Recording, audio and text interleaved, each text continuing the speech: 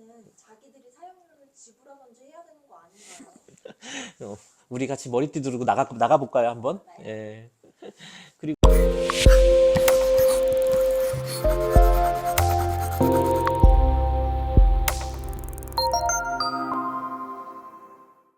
자, 안녕하세요.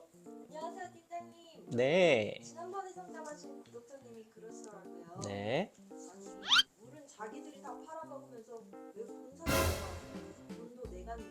네. 엄청 억울해하시던데 이게 무슨 말이죠? 예. 얘기 잘했네요. 그거 중요합니다. 돈도 많이 드는 부분이고요. 그건 임야 개발하는 과정에서 꼭 필요한 거기 때문에 그 예정하시는 분들이나 계획하시는 분들이 꼭 알고 계셔야 되는 내용이거든요. 다른 건 몰라도 물은 꼭 있어야 되는 거니까요. 그죠?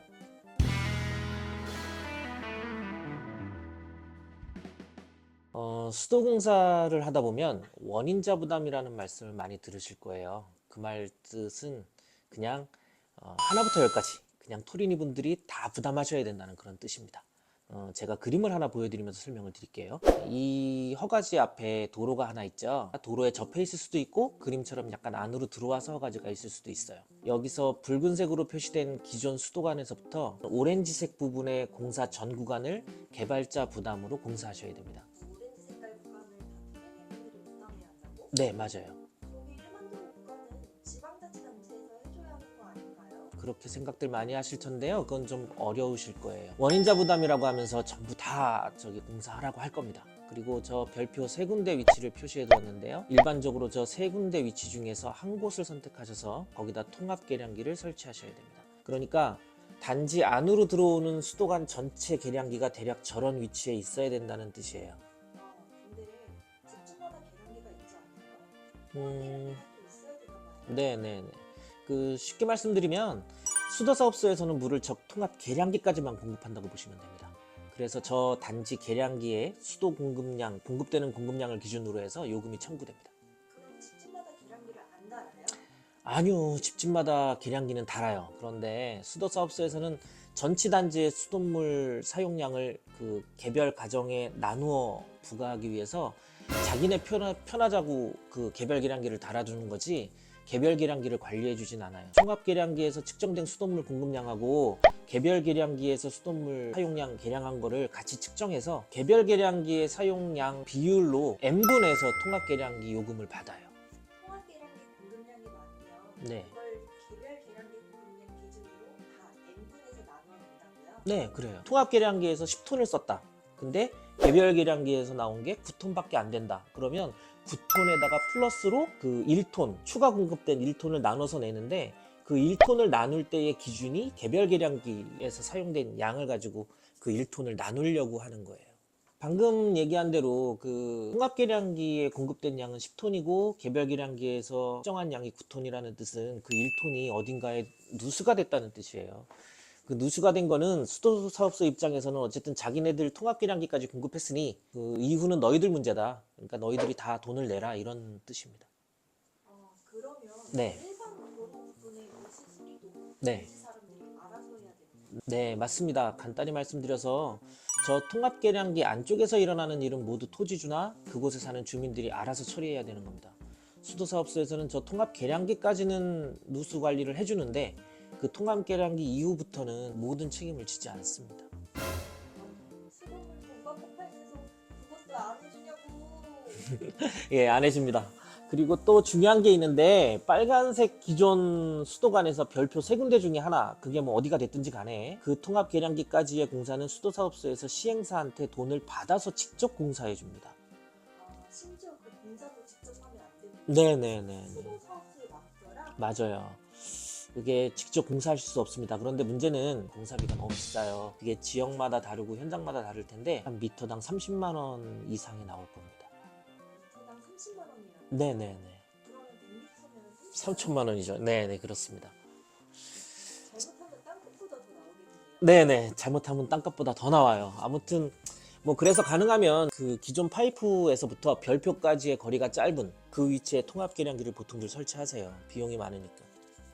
저게 허가지가 아니잖아. 그렇죠. 내 땅도 아니고요. 내 땅도 아닌데 네. 내 맘대로 저기에 설치할 수 있어요? 네, 그래서 원하는 위치에 설치할 수 있게끔 토지주가 그 토지 사용 동의서라든가 동의서를 못 받는 경우에는 뭐 매입해야 될 수도 있고 좀 어렵습니다. 통합 계량기까지만 수도사업소에서 공사를 해야 되는 거고 업체 선정이나 자재 선정 같은 거를 토지주가 다 알아서 다만 허가 업체를 통해서만 하시면 됩니다.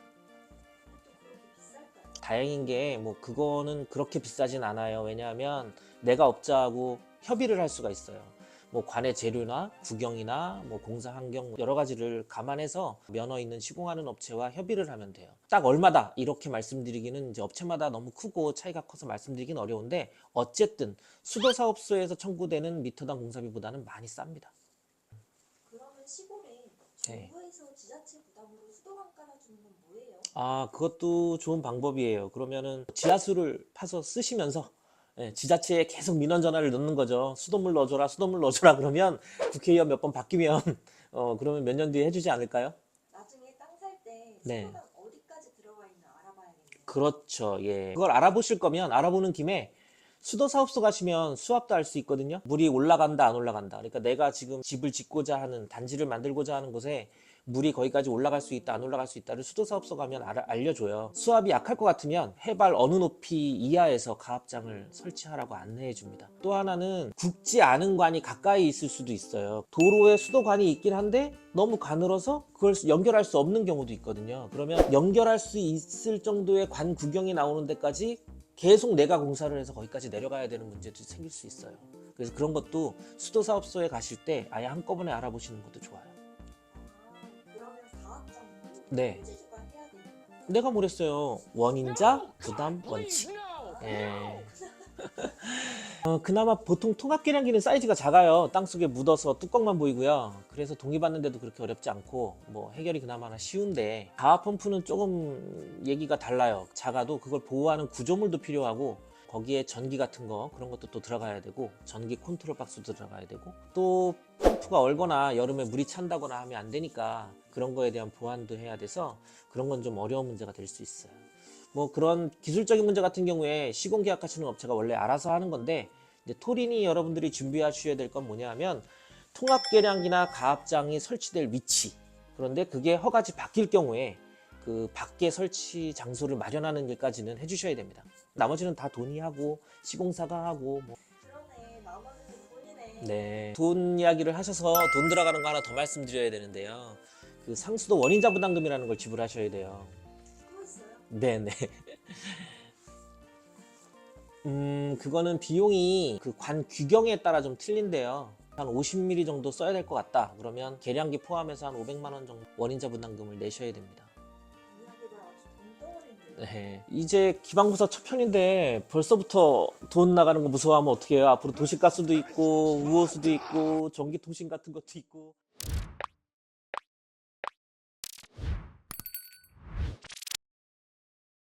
이게 보통 아파트 같은 곳에 사실 때는 뭐 그 조성업체가 그런 것들 다 지불하고 그게 다 분양가에 들어가 있으니까 그걸 이제 일반인들이 접하실 기회가 없는 거죠. 그 지자체가 하던 수도 업무를 지금은 수장공사 같은 데가 다 이관해 갔기 때문에 원인자 부담을 내세우면서 마치 뭐 개인 영리기업처럼 이런 식으로 처리를 하기 때문에 예, 좀 부담이 많이 되실 거예요. 정말 어쨌든 네. 자기네 물 사주는 건데. 네. 그러면 토지주가 설치한 시설에는 자기들이 사용료를 지불하든지 해야 되는 거 아닌가요? 우리 같이 머리띠 두르고 나가볼까요, 한번? 예. 그리고 토린이 여러분들이 시공 전에 시공사에 꼭 주문하셔야 될 게 있어요. 공사 후에 흙을 덮기 전에 반드시 누수 검사를 하고 흙을 덮으셔야 돼요. 이거를 누수 검사 안 하고 그냥 흙을 덮고 다 빠져버리는 업체들이 있어요.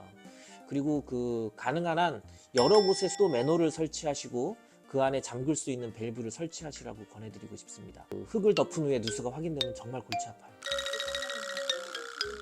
네, 맞아요. 네, 그렇죠. 그럼 오늘의 결론은 빼박? 재밌네요. 예.